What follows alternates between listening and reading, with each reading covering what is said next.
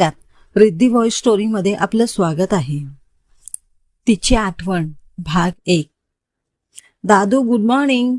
हॉस्पिटलला येत आहेस ना? सेजल त्याच्या रूममध्ये येत बोलते. Good morning Bachchu. नाही, आज मी येणार नाहीये. तू डॅडाबरोबर जा आज. विवेक. का रे दादू?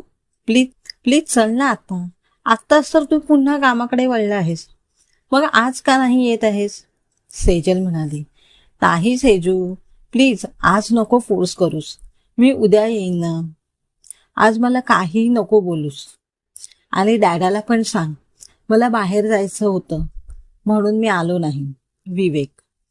ओके, मग मी निघतेय. माझे पेशंट माझी वाट पाहत असतील. बाय. सेजल. हाय. बाय. विवेक. विवेक एकटाच विचार करत रूममध्ये बसला. विचार करता करता